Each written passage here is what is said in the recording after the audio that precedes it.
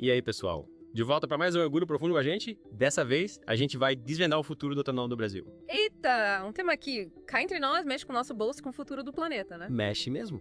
E para esse mergulho, a gente vai se basear em um relatório da empresa de pesquisa energética, a EPE. Eles fizeram projeções da demanda de etanol até 2034 e olha, um negócio fascinante. Eles criaram 3 cenários: baixo, médio e alto. 3 futuros possíveis, hein? Me lembra um pouco aqueles filmes de ficção científica com realidade alternativa. É isso aí.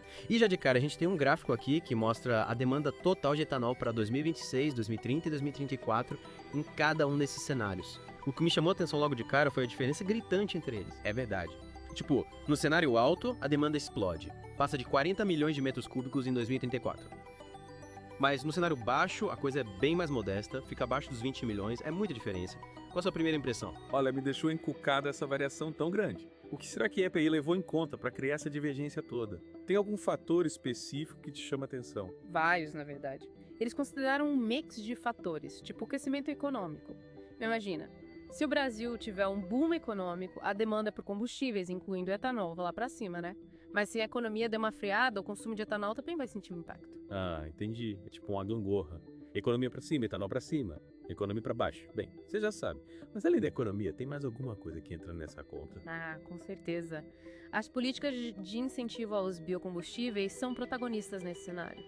Se o governo der um gás no etanol, com incentivos fiscais, aumento da mistura obrigatória na gasolina, a demanda pode decolar. Mas se o governo pisar no freio, a gente pode ver o efeito contrário. Interessante. E a tecnologia? Será que ela também mexe com essa equação? Tipo, carros mais eficientes. Sem dúvida. A tecnologia é um fator-chave. Se a gente tiver motores flex cada vez mais eficientes, que aproveitam ao máximo o poder do etanol, a demanda vai aumentar. E a EPE até coloca a injeção direta como uma tecnologia que pode ser revolucionária para o consumo de etanol. Já ouviu falar? Injeção direta. Me explica melhor como essa mágica funciona. Simplificando, a injeção direta injeta o combustível direto na câmara de combustão, o que dá um controle muito mais preciso da queima do etanol, mais potência, mais economia e menos emissões. Caramba, parece que a gente está dando um upgrade no motor, né? Mas, voltando ao gráfico, tem outra coisa que me intrigou. A variação da demanda entre 2024 e 2034 não é linear, né? Tem altos e baixos, tipo uma montanha-russa. O que será que causa essas curvas? É como se a gente tivesse ondas se sobrepondo à maré, né? Crises econômicas, por exemplo, podem ser um tsunami, impactam o consumo de combustíveis e derrubam a demanda por etanol em certos períodos. Ah, e o preço do petróleo também dita o ritmo. Quando o petróleo sobe, o etanol fica mais atraente e a demanda aumenta. Mas se o petróleo despenca, o etanol perde um pouco do seu charme. É tipo um cabo de guerra entre o etanol e a gasolina. E a ATP coloca mais algum fator nessa dança, além do preço do petróleo e da economia, claro.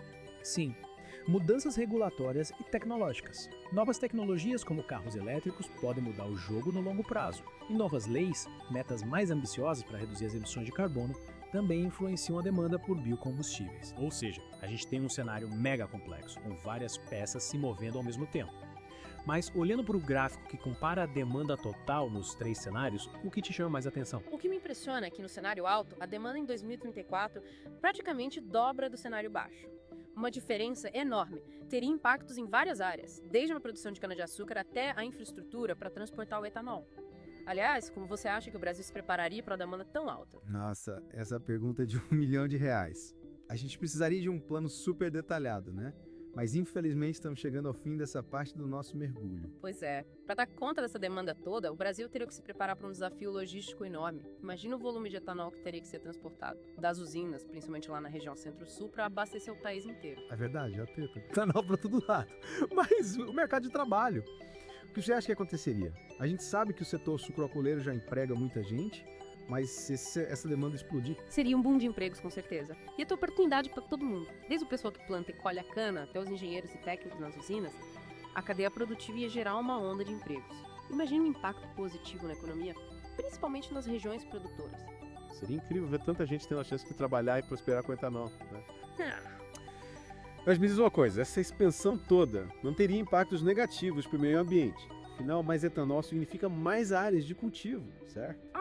Essa é uma questão que a gente precisa analisar com cuidado. A gente tem que garantir que a expansão da produção de etanol seja feita de forma sustentável. Imagina se, para produzir mais etanol, a gente começar a desmatar áreas de floresta nativa. Ia ser um desastre total.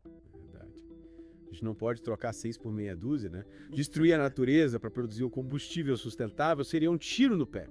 Mas como garantir que a expansão seja feita com responsabilidade? A chave está em usar práticas agrícolas mais inteligentes, que preservem o solo, a água e a biodiversidade. Em vez de avançar sobre as florestas, a gente pode usar áreas que já estão degradadas ou pastagens que já estão abertas. E a tecnologia também pode ajudar a gente a produzir mais etanol na mesma área de terra. A tecnologia pode ser uma grande aliada, mas e a economia? A gente viu que o aumento da produção de etanol pode gerar uma economia gigante na importação de gasolina. Em cenário alto, a gente está falando de bilhões de dólares, né? É impressionante mesmo. Imagina o impacto positivo que isso teria na balança comercial do Brasil. Menos dependência da gasolina importada, mais dinheiro circulando aqui dentro e mais recursos para investir em áreas importantes como saúde e educação. Seria um sonho.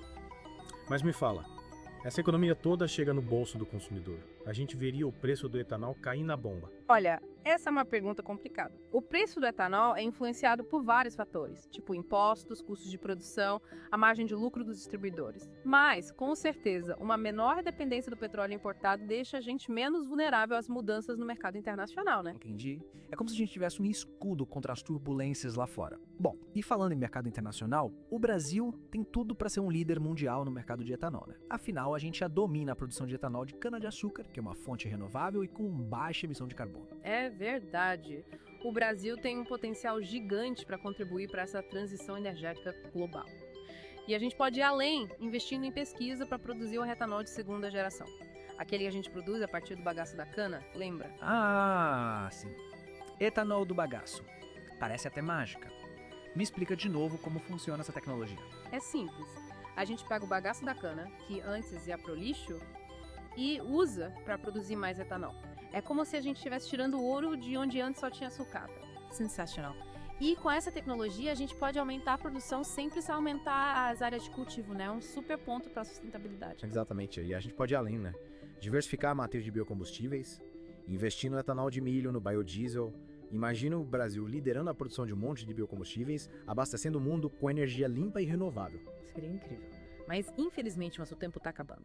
Vamos ter que deixar essa conversa sobre o futuro do etanol brasileiro para a próxima parte. Voltamos já já para discutir os desafios e as oportunidades que o Brasil precisa encarar para se tornar um gigante nesse mercado. Pois é. A gente viu que o Brasil tem tudo para ser protagonista no mercado de etanol, mas também tem alguns obstáculos no caminho, né? Com certeza. E um dos grandes desafios é a volatilidade dos preços. O etanol e a gasolina ficam nesse vai e vem, sabe? Influenciados pelo mercado internacional, principalmente pelo preço do petróleo. Parece que a gente está sempre em uma montanha-russa, né? E como a gente pode se proteger dessas oscilações todas? Uma das estratégias é diversificar a nossa matriz energética, apostar em outras fontes de energia, como a solar, a eólica e até a nuclear. Assim, a gente diminui a dependência do petróleo e, consequentemente, a volatilidade dos preços dos combustíveis. Faz sentido, é como ter um plano B, né? E o etanol, onde ele se encaixa nessa história? O etanol continua sendo uma peça fundamental, É. principalmente se a gente investir em tecnologias para torná-lo mais competitivo. A gente já falou da injeção direta, né, que aumenta a eficiência dos motores. E tem outras tecnologias promissoras, como o etanol de segunda geração. Ah, é verdade. Aquele que usa o bagaço da cana, né? Isso mesmo. E além da tecnologia, a gente precisa investir em infraestrutura. Imagina, ferrovias modernas cruzando o país, transportando o etanol das usinas para os centros consumidores de forma rápida, eficiente e barata. Ia dar um super impulso para a competitividade do etanol. Seria fantástico.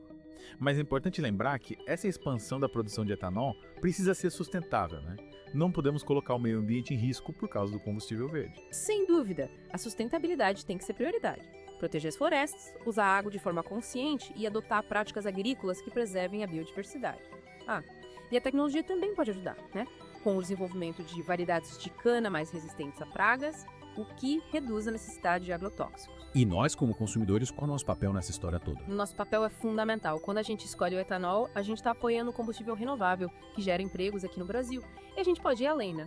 Cobrar dos nossos políticos medidas que incentivem a produção sustentável de biocombustíveis. É verdade. A gente precisa se engajar e lutar por um futuro mais sustentável.